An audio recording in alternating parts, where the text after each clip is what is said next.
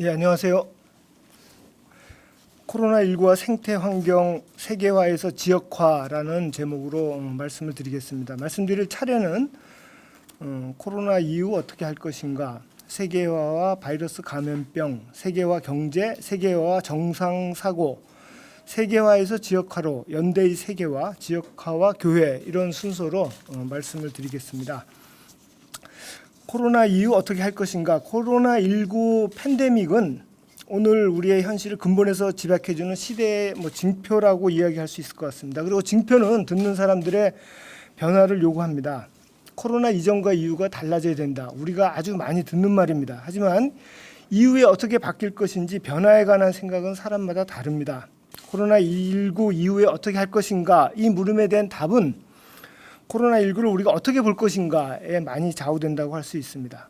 두 가지로 말씀드려 보겠습니다. 첫 번째, 코로나19 재난을 그냥 바이러스 감염증으로만 볼 수 있습니다. 그렇게 되면 바이러스 감염은 극복해야 할 장애가 되겠죠.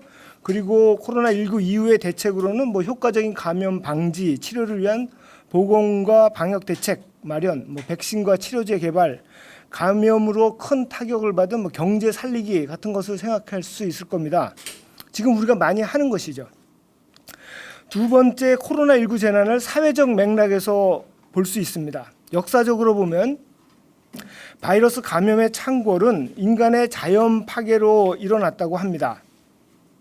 오늘날 자연 생태계 파괴의 주요한 구조적 요인은 탈규제 자본주의라고 할 수 있는 그런 경제 체제를 앞세워서 값싼 노동력, 자원을 찾아서 지구를 온통 이렇게 헤집어 놓은 세계화 경제라고 지목할 수 있습니다. 그리고 그것을 뒷받침하는 이데올로기가 이른바 성장지상주의죠. 이렇게 보면 코로나19는 우리가 진보와 발전으로만 여겨왔던 경제 성장이라고 하는 것에 대한 긴급 경고음이라고 할 수 있습니다. 그렇게 되면 극복할 대상은 바이러스만이 아니라 우리 자신, 끝없이 이윤과 풍요를 쫓는 탐욕의 체제라고 할 수 있습니다. 이렇게 되면 이후에 관한 고민은 이전에 관한 근원적 반성을 먼저 요구하는 것이죠. 첫 번째 관점이 당연히 필요하지만 충분하지 않습니다. 두 번째 관점에서 보았듯이 코로나19와 생태 위기는 질병과 자연의 문제이면서 근본적으로는 개발과 경제, 곧 사람의 문제입니다.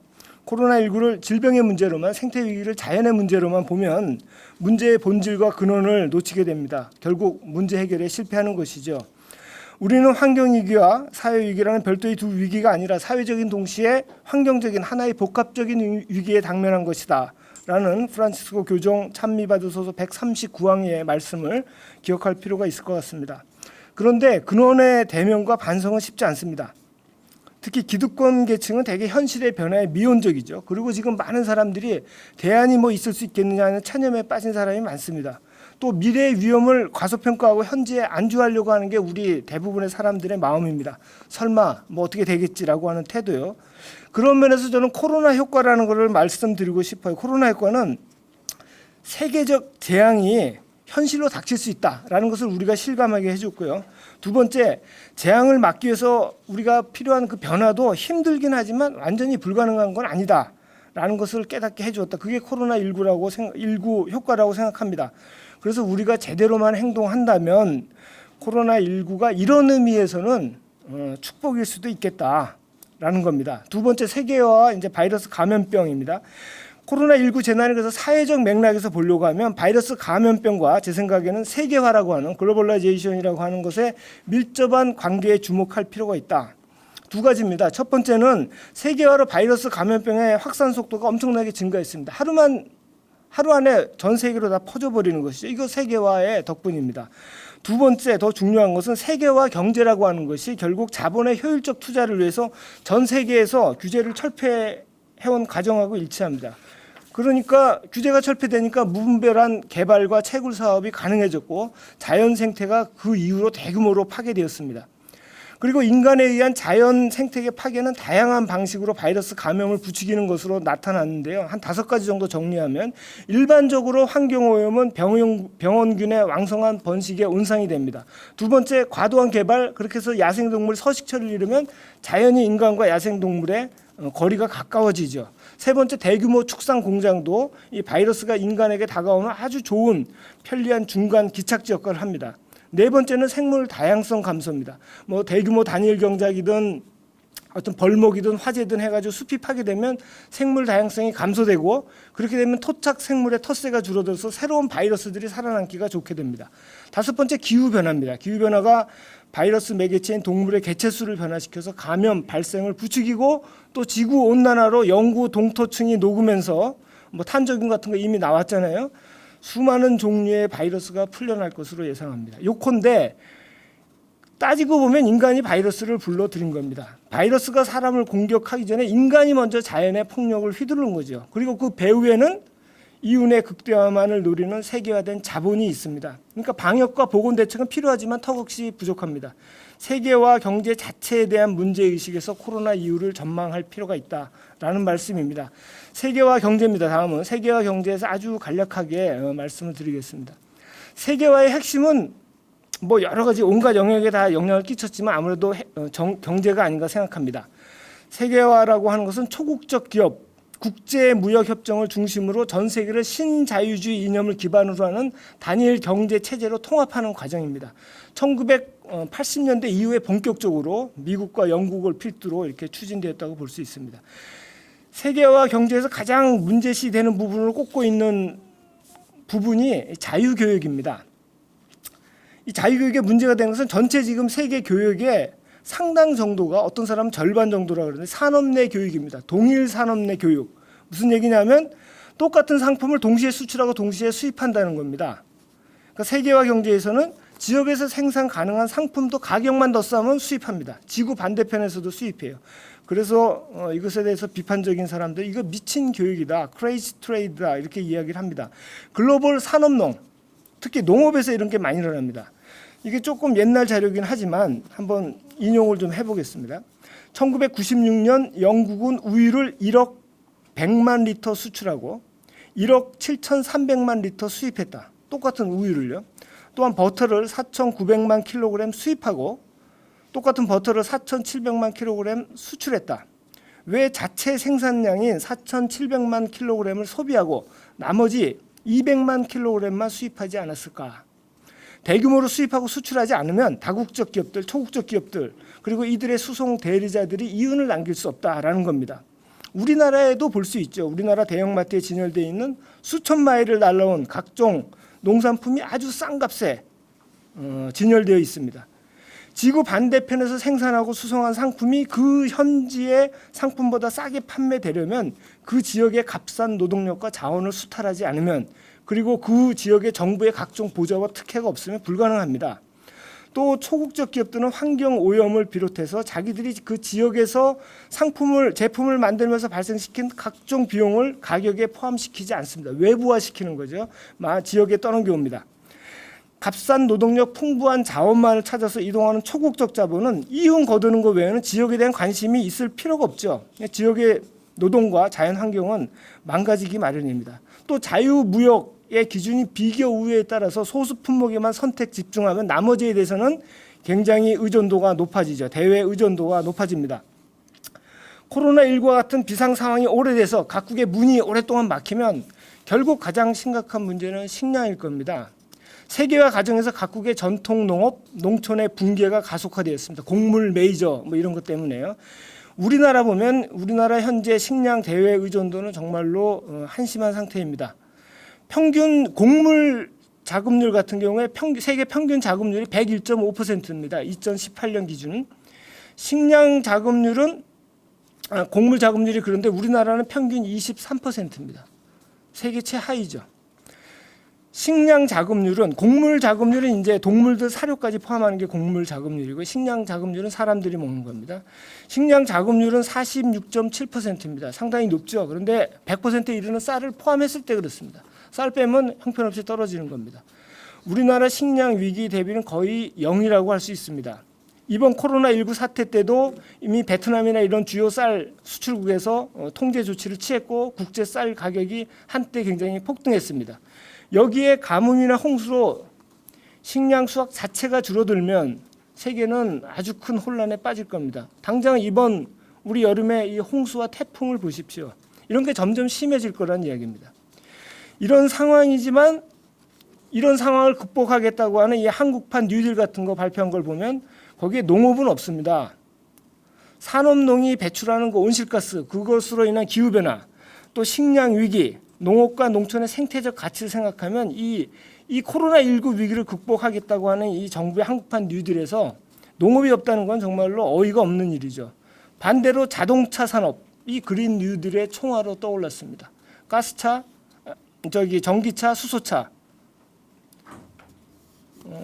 현대차라고 하는 재벌의 아주 안성맞춤인 사업만 보이는 것이죠. 앞에서 잠깐 언급을 했는데 이 세계화 문제가 왜 이렇게 이 근원에 있다고 하면 세계화 이 경제 문제가 왜 이렇게 잘 안 풀릴까라고 하는 것은 환경 문제가 왜 이렇게 잘 안 풀릴까 하는 것은 이게 아주 서로 얽혀 있기 때문에 그렇습니다. 세계화 경제라고 하는 것이 환경 문제, 특히 이 기후 문제와 구조적으로 깊은 연관이 있어서 해결이 굉장히 어렵다라는 것을 강조하기 위해서 조금 이 기후 문제하고 지금 기후 문제가 굉장히 심각하기 때문에 이 세계화 경제하고 조금 같이 좀 살펴보려고 합니다. 우연인지 뭐 어떤지 모르겠지만 이 국제적으로 기후 대응하는 그런 움직임하고요, 세계화 경제가 본격적으로 추진된 게 비슷한 시기에 시작됐습니다. 국제적으로. 그런데 별도로 진행이 됩니다. 기후 위기 같은 경우에 1990년대 말부터 기후 변화에 대한 국제적 대응이 시작되죠. 그래서 92년에 브라질의 리우데자네이루에서 지구 정상회의가 열리고 향후 이제 기후 협상의 토대가 될 UN 기후 변화 협약이 채택됩니다. 그리고 97년에 교토 의정서가 채택되고 올해까지 이 교토 의정서 이 프레임으로 가는 거고 내년부터 이제 파리 협약 체제로 가는 거예요. 그런데 비슷한 시기에 세계화 경제의 토대가 될 국제 무역 협상들이 아주 활발하게 진행됩니다. 그래서 94년에 북미 자유무역 협정, 나프타라 그러죠. 미국, 카나다, 멕시코, 굉장히 거대한 시장입니다. 이 북미 자유무역 협정이 체결되었고요. 발효되었고 95년에 세계 무역기구 WTO가 설립됩니다. 그리고 2001년에 중국이 정회원으로 가입하죠. 이게 세계 무역기구라는 것으로 인해서 이제 국제 무역 협상, 자유무역 체제 이것이 확립되니까 이 이른바 좀 1세계라 그러네. 미국이나 유럽 같은 데 있는 이 초국적 기업들이 전부 자국을 떠납니다. 공장을 전부 옮기기 시작해요. 자국을 떠나서 자국은 규제가 심하니까 값싼 노동력, 각종 규제가 느슨한 지역을 찾아 나갑니다. 이때부터 해외 생산이 급증합니다. 탄소 배출이 폭발적으로 증가합니다. 중국이 세계의 공장, 세계의 굴뚝이 된 것도 바로 이때입니다. 생산지와 소비자의 거리가 엄청나게 늘어나면서 장거리 유통이 시작되고 주요 탄소 배출원이 되는 것이죠. 더구나 세계화 경제 이념적 기반인 신자유주의가 세계 각국에서 여러 가지로 개입을 하죠. 정부가 간섭하지 말라고 시장에 민영화, 규제 완화, 공공 지출 삭감 이런 것들을 다 관철시킵니다. 전부 우리나라에서 그대로 일어났던 것들이에요. 그러면서 탄소 배출을 줄이려고 하는 이 기후 행동의 가장 큰 걸림돌로 작용합니다. 지금도 그렇죠. 그러니까 한편으로는 기후 변화에 국제적으로 대응한다고 하면서 다른 한편으로는 기후 변화를 가속화하는 경제 세계화를 진행시킨 거예요. 이게 이렇게 꼬여 있습니다. 지금까지 세계화 정상사고라는 것을 좀 말씀드리려고 하는데 정상사고에 대해서 제가 설명을 좀 드리겠습니다. 지금까지 코로나19에 관한 고민은 그래서 근원적으로 세계화에 관한 고민이어야 된다고 제가 주장을 한 겁니다. 코로나19라고 하는 것은 바이러스이긴 하지만 세계화에 대한 고민이 없으면 근본적으로는 고치기 힘들 거다. 세계화 경제, 환경 파괴, 그다음에 바이러스가 있는 것이죠. 찰스 페로우라고 미국의 그 사회학자인데 예일대학교에서 가르쳤던 이 찰스 페로우라는 분이 정상사고, normal accident, 사고 난다는 사고입니다. 정상사고라는 개념을 이야기하는데 이 정상사고 개념도 제 주장의 타당성을 뒷받침해 준다 이렇게 저는 말씀드리고 싶습니다. 정상사고는 이분의 정의에 따르면 상호작용성 복잡성, interactive complexity, 긴밀한 연계성, tight coupling 이라고 하는 시스템의 속성에 따라 불가피하게 발생하는 사고를 말합니다. 그러니까 정상사고는 자주 일어나거나 예측이 가능해서가 아니라 현대 산업사회가 구축해온 시스템의 속성상 예상치 못한 다발적 장애의 상호작용이 불가피하다. 불가피하기 때문에 발생하는 것이 정상인 그런 사고, 그래서 정상사고입니다.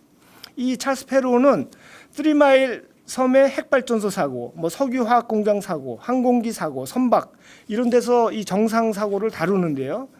저는 오늘날 이 세계화의 현실 또한 정상사고의 관점에서 봐야 된다 이렇게 이야기를 하고 싶습니다. 왜 그러냐면 세계화가 진척되어서 세계 전체가 아주 수많은 하위 시스템으로 이루어진 고도의 복잡성, 긴밀한 연계성을 지닌 하나의 거대한 시스템이 되었다. 그렇게 보기 때문에 그렇습니다. 그러니까 코로나19 재난은 세계화의 현실에서는 발생하는 것이 정상인 사고의 가능성이 크다. 그렇다면 이 바이러스 팬데믹의 가능성이 내재된 세계화의 현실에 대한 반성과 변화의 노력이 굉장히 중요하다. 이렇게 말씀드릴 수 있는 거죠. 이 패로는 두 가지, 정상사고에 대해서 두 가지를 강조합니다. 하나는 자금 발단, 또 하나는 안전장치의 역설입니다. 저는 이게 세계화에도 그대로 적용된다고 생각하는데요. 자금 발단, 정상사고는 아주 사소한 발단에서 거대한 사건이 촉발되는 것을 일깨워줍니다.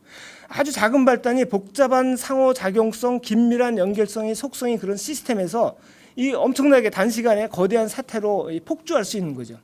코로나19로 이 팬데믹도 이 바이러스 미물이 어쨌든 인간에게 옮아간 것이 재난의 시작이었고 이 세계화라는 시스템을 타고 이렇게 거대한 재난이 되었다. 세계화의 현실이 아니었어도 코로나19가 이러한 속도와 규모로 세계를 점령할 수 있었을까 이런 생각을 해보는 거죠.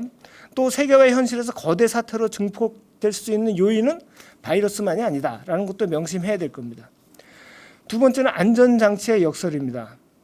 정상사고는 시스템에 안전장치를 부과한다고 막을 수 있는 것이 아니다. 페로가 이야기하는 것은 안전장치를 설치하면 그 시스템의 복잡성과 연계성이 증가되기 때문에 역설적으로 사고 발생 가능성이 높아진다. 그럼 어떻게 되느냐? 정상사고를 막으려면 그 시스템을 벗어나는 길밖에 없습니다. 그러니까 정상사고로 본 코로나19 재난이 세계화에 보내는 경고는 분명한 겁니다. 세계화의 현실에서 이 세계적 재난, 코로나19 같은 것은 예측할 수 없지만 일어나는 것이 불가피한 정상사고고 안전장치만으로는 막을 수 없다. 근본 대책은 세계화에서 가감히 벗어나는 것뿐이다라는 것입니다. 그래서 지역화입니다. 세계화에서 지역화로 벗어날 필요가 있다라는 거예요. 세계화와 지금까지 말씀드린 걸 좀 종합해 보면 세계화와 바이러스 감염병의 밀접한 관계, 또 세계화 경제가 노동과 자연에 미치는 파괴적 영향, 정상사고의 관점이 보여주는 세계화 자체의 위험과 취약성, 이걸 고려하면 세계화는 우리의 안전한 미래를 위해서 반드시 바꿔야 될 흐름이 분명하다. 근본 처방은 긴밀한 연계를 느슨한 연계로 바꾸는 지역화라고 저는 생각합니다. 지역화는 지역 간의 단순한 단절과 고립을 뜻하는 게 아닙니다. 세계화가 과잉 수준의 연결을 초래했다고 하면 지역화는 적정 수준의 연결을 지향합니다. 세계화가 세계의 획일적 단일화를 초래했다고 하면 지역화는 지역의 고유한 다양성을 존중하는 그런 다양한 세계를 지향합니다. 지역화 경제는 경제로 얘기하면 지역화 경제는 이를테면 간디의 스와데시 같은 자급자족을 근본 원리로 삼습니다. 그렇지만 완전한 자급자족이 아니라 그건 불가능하죠. 지역에서 필요한 것은 일단 가능하면 지역에서 생산하고 지역에서 소비하는 상당한 수준의 자립적 경제를 지향한다는 것입니다. 상식적으로 봐도 자기 지역의 자원을 활용해서 그 지역에 필요한 것을 생산하고 쓰는 것보다 더 합리적인 경제가 있을 수가 없죠. 이렇게 지역화 경제로 돌아가면 세계화 경제에서 지적한 문제점을 대폭 해소할 수 있습니다. 한 5가지만 짚어보면요. 우선 지역화로 상호 의존의 규모가 세계에서 지역으로 줄어듭니다. 여전히 사고가 나겠지만 긴밀한 연계가 느슨한 연계로 지역 수준으로 바뀌면서 정상 사고의 성격을 띤 세계적 재난의 발생 가능성은 훨씬 줄어들 겁니다. 여기에 바이러스 팬데믹이 포함되는 것은 당연하죠. 두 번째, 지역화가 되면 생산과 소비의 거리가 줄어들고 불필요한 국제 교역이 사라질 겁니다. 원거리 유통이 감소하고 수송에너지 감소로 이어질 겁니다. 기후변화에 아주 중요한 겁니다. 농업 부분에서는 글로벌 산업농이 소농 중심으로 화학농이 유기농으로 대폭 변화할 겁니다. 신뢰할 수 있고 장기적으로 안정적인 식량 확보가 가능해진다는 얘기입니다. 세계화 경제와 달리 지역화 경제는 지역의 자연 환경 보존에 깊은 관심을 기울이지 않을 수가 없죠. 지역에 토대를 두는 거니까. 그래서 지역의 자급 경제는 에너지 자급과 또 직결되고 그래서 화석 에너지를 먼 외국에서 가지고 오는 화석 에너지, 석유나 가스 이런 것들을 지역의 재생 에너지로 전환하는 것이 지역화 경제의 핵심이 될 겁니다. 결과적으로 바이러스 감염병 발생 가능성도 훨씬 줄어들겠죠. 또 덧붙여서 지역 공동체를 기반으로 하는 지역화 경제는 지역 문화의 다양성, 고유성을 존중하는 분위기를 조성할 겁니다. 여섯 번째, 연대 세계화입니다. 그런데 이게 그냥 되지 않을 거란 말입니다. 이게 세계화를 통해서 이득을 얻는 그런 구조가 되어 있기 때문에, 그래서 오늘의 현실을 지배하고 있는 세계화 세력이 지역화에 강력히 반대할 것은 뭐 불을 보듯 뻔한 이야기죠. 지역화의 추진에 각 지역의 연대가 필요한 까닭입니다. 경제의 세계화가 아니라 연대의 세계화, 세계적 연대, 프란치스코 교종도 강조하셨듯이 세계적 연대가 필요합니다. 세계화 경제가 경쟁과 지배를 강조했다고 하면 자급자족을 지향하는 지역화 경제는 협력과 연대를 우선적인 가치로 삼을 겁니다. 지역화 경제로 일정한 자립을 이루게 되면 다른 지역과 구태여 그렇게 막 치열하게 싸우고 분쟁을 할 그런 여지가, 갈등을 일으킬 여지가 상당히 줄어들겠죠. 연대와 협력의 가능성이 훨씬 증가합니다.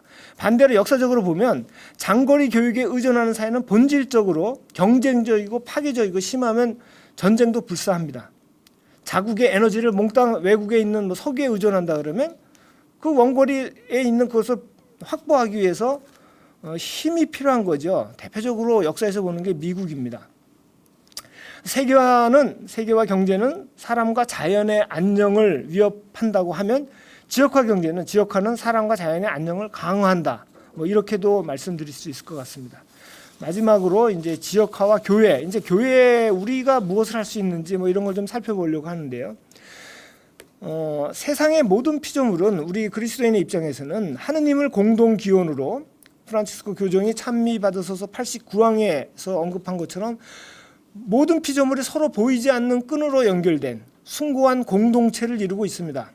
이 일종의 피조물 간에 보이지 않는 근원적 유대인데요. 이 근원적 유대가 창조주 하느님이 세상에 심어 놓으신 창조 질서라고 할 수 있습니다. 이렇게 연결되어 있다고 하면, 그래서 모두가 공동의 지배에 산다고 하면 이 창조 질서는 기본적으로는 사람은 물론 자연에 대한 존중과 배려의 태도를 요구합니다. 그런데 이런 맥락에서 보면 값싼 노동력과 자연 자원을 발판으로 이윤을 극대화하기 위해서 내달려온 탈규제 자본주의, 세계화 경제, 이건 결국 창조 질서를 파괴하는 과정이었다, 이렇게 얘기할 수 있습니다. 거기에 비해서 세계화의 흐름을 되돌리려고 하는 지역화는 창조 질서를 회복하는 과정이 될 겁니다. 창조 질서를 보존하는 게, 하느님의 뜻을 보존하는 게 우리 그리스도인에게는 정의를 구현하는 것이죠. 그리고 평화는 이 정의의 결과입니다. 이사야서 32장 17절, 기쁨과 희망 78항에 나오는 이야기입니다. 그렇게 보면 이 지역화라고 하는 것은 우리 교회 그리스도인 입장에서 볼 때는 정의와 평화와 창조 질서 보존 이를 이루는 과정이고, 따라서 오늘날 우리 그리스도인의 삶, 교회의 사명의 핵심이어야 한다, 이렇게 생각합니다. 세계화의 흐름을 지역화로 바꾼다고 하는 것은 쉽지 않습니다. 대량 생산, 유통, 소비, 폐기라고 하는 우리의 지배적인 그 생활 양식에 관한 반성, 변화를 요구하는 근원적인 전환을 뜻하기 때문에 그렇습니다. 이것은 오늘의 현실을 철벽같이 지탱해주고 있는 이 성장 지상주의를 벗어나는 일이기도 합니다. 험난할 수밖에 없죠.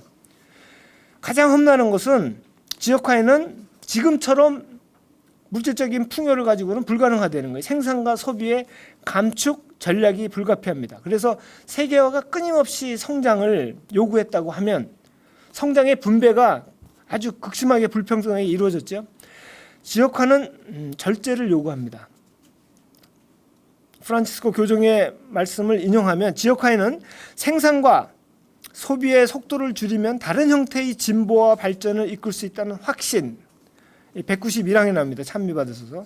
이게 필요하다는 거예요. 생산과 소비의 속도를 줄이면, 성장에서 벗어나면 다른 형태의 진보와 발전을 이끌 수 있다. 그러니까 세계의 팽창 속도를 줄이려고 하면 시스템을 바꿔야 되는데, 그렇게 되려면 개인의 의식 전환도 같이 있어야 된다는 얘기죠. 이 반다나 시바라고 이 인도에서 이런 쪽에서 열심히 일하시는 이분의 말씀을 들어보면 세상을 변화시키려면 우리가 먼저 되고자 하는 그 세상의 모습이 되어야 된다, 이렇게 얘기합니다. 그런 우리의 모습을 아마 절제에서 찾을 수 있지 않을까 생각이 들어요. 절제는 한계의 존중과 수용입니다. 절제는 자연의 한계에서 오는 제약을 받아들이고 우리 자신의 한계를 겸손하게 인정하는 태도, 이걸 뜻합니다. 절제와 겸손을 우리 삶의 원리로 삼을 때 우리는 이웃과 자연과 함께 공생을 누릴 수 있는 것이죠. 문제는 이 절제가 강박적이고 집착적으로 변해버린 오늘의 소비 문화에서 인기가 없을 뿐만 아니라 낯선 말이 되었다는 얘기입니다. 절제, 전략이라고 하는 말이. 심지어 이 환경 문제를 다루는 환경운동에서도 전환, 에너지 전환 이런 것은 사실 인기가 많지만 전략은 인기가 없는 말이 되어버렸습니다. 그만큼 성장이라고 하는 것이 우리 모든 사람들에게 아주 뼛속 깊이 파고들었다는 얘기죠. 교회는 오늘의 현실을 깊게 살피고 길게 바라봐야 된다. 저는 이렇게 생각합니다. 하느님께서 당신이 보시기에 좋다고 하신 그 세상을 우리가 잘 보존하길 바라시죠. 그런데 지금 기후위기를 비롯한 각종 생태위기로 세상이 회복될 수 없는 지경으로 훼손되고 있다. 세계화 경제와 성장 이데올로기가 생태위기의 근원이고 코로나19의 세계적 대유행은 그 결과입니다. 오늘날 그래서 교회가 절제와 전략을 주장하고 실천하는 것은 바로 예언자의 외침과 삶이다. 저는 이렇게 생각합니다. 예수님의 삶을 보면 단순과 절제의 삶이었음을 알 수 있습니다. 복음에서. 오늘날 사회적 불평등 확대, 자연 생태계 훼손, 바이러스 감염병 창궐, 이거 모두 우리가 추구해온 경제 성장의 필연적인 부산물입니다. 이러한 현실에서 단순과 절제라고 하는 예수님의 삶, 단순과 절제는 오늘날 예수님을 따르는 그리스도의 삶에서 가장 중요한 특징이어야 되지 않는가. 이런 면에서 구약의 안식일 전통은 절제를 바라보는 우리의 인식 지평을 확대하고 그 동기를 강화해 준다. 찬미받으소 72랑 237항에서도 프란치스코 교종도 이 안식일 전통에 대해서 강조를 하고 계십니다. 안식일 전통에는 자기 성찰, 타자 배려의 마음이 담겨 있기 때문에 그렇습니다. 이튿날 안식하셨다라고 하는 거 하느님의 안식을 보면 이튿날의 안식은 하느님께서 당신이 창조하신 피조물, 피조 세계를 관상하는 안식이었습니다. 또 하느님의 안식에 참여한다는 취지의 안식일은 우리 자신의 삶과 활동을 성찰하고 의미를 찾는 날을 뜻합니다. 또 안식일의 배경에 놓여 있는 출애굽 사건은 안식일 정신이 해방이라는 것을 알려줍니다. 그래서 안식일은 사회적 약자의 존엄과 평등을 보장하고 모든 피조물을 존중하고 돌볼 책임이 있음을 주기적으로 일주일에 한 번씩 우리에게 알려줍니다. 그래서 이렛날에 의도적으로 일을 멈추는 안식은 우리 자신과 타자를 위한 자발적인 자기 제한 행위라고 이야기할 수 있습니다. 그리고 그리스도인에게 자발적 자기 제한의 모범은 예수 그리스도입니다. 육화와 십자가 사건, 예수님 사건의 시작과 끝은 자기 비움의 사건이며 자기 제한의 정점에 있습니다. 예수님의 삶은 육화에 충실한 지속, 그리고 십자가의 죽음으로 기결되었습니다.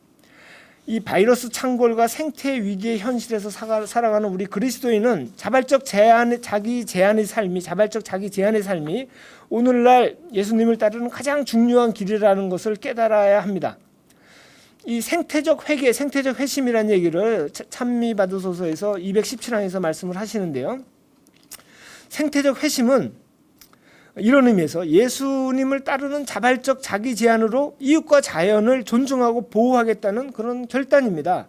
생태적 회심은 소비주의 사회에서는 단순과 절제의 삶으로 구현될 것입니다.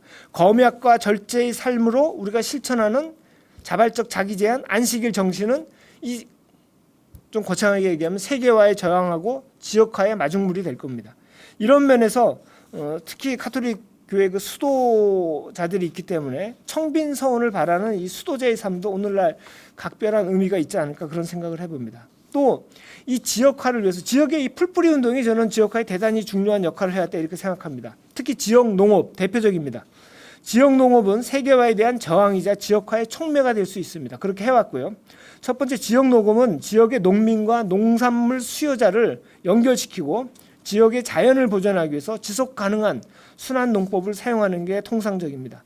또 지역 농업은 글로벌 산업농의 피해를 고리로 해서 세계화 경제의 문제점을 아래로부터 제기하면서 지역 주민들에게 지역화의 의미와 중요성을 이제 깨우쳐 줄 수 있죠. 이런 면에서 우리 한국 가톨릭 교회도 가톨릭 농민의 우리 농 살리기 운동 등이 매우 의미 있는 것이다라고 말씀드리고 싶습니다.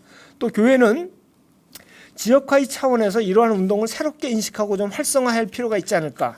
또 교회 밖에서 이런 식으로 농업을 하는 농민들과 함께 연대하면서 힘을 실어줘야 되겠다 이렇게 생각합니다. 또 세계화의 문제를 지속적으로 제기하고 여론을 형성해서 국제사회와 개별 국가에 영향을 미치는 것도 지역화의 중요한 과제의 역할입니다. 여기에도 가톨릭교회 우리 글로벌 조직이 세계 각지의 지역화 운동을 연결하고 결집하는 연대의 글로벌 네트워크로서 중요한 기능을 수행할 수 있겠다. 물론 이제 그렇게 되려고 하면 다양한 수준에서 교회 리더십에 적극적인 관심, 참여가 절실하게 요청됩니다. 맺겠습니다.